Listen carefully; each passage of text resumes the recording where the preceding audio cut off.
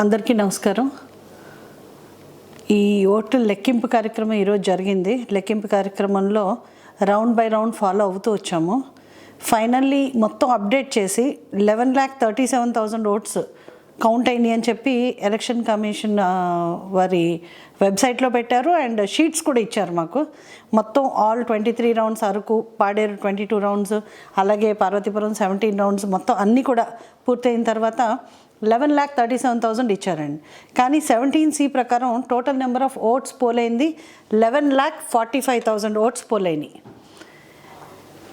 ఇంకొక షీట్లో first counting షీట్లోనేమో ఎమ్మెల్యేస్ కౌంటింగ్ షీట్లో 11,51,000 ఓట్స్ పోలైనాయి అని 45 ఓట్సే పోలైనా 11,45,000 అయినా 11,51,000 ఓట్స్ పోలైనాయి అని చెప్పడం జరిగింది.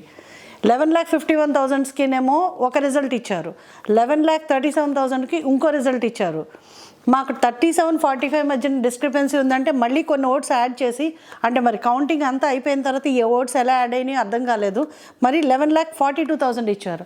అయినా కూడా 3,000 ఓట్స్ ఇక్కడ షార్టేజ్ ఉంది. వేరాజ్ ఎమ్మెల్యే ఓట్స్ దాంట్లో చూస్తే మళ్ళీ 11,51,000 ఓట్స్ వస్తుంది.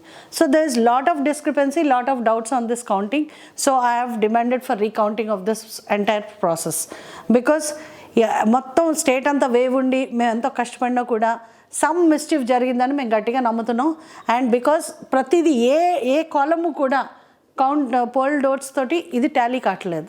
సో ఖచ్చితంగా దీన్ని రీకౌంటింగ్ చేయాలని చెప్పి నేను ఎలక్షన్ కమిషన్కి కూడా లెటర్ ఇవ్వడం జరుగుతుంది. ఆర్ఓ గారికి కూడా విజ్ఞప్తి చేయడం జరిగింది. సమ్ మిస్చిఫ్ జరిగిందని మేము 100% భావిస్తున్నాం. కాబట్టి దీని మీద ఇమీడియట్గా బిఫోర్ యాక్షన్ తీసుకోకముందే నాకు ఇది రీకౌంటింగ్ మాత్రం 100% నేను డిమాండ్ చేస్తున్నాను. I reserve my right to go to the court on this. Thank you. For more videos like this, subscribe Big TV channel.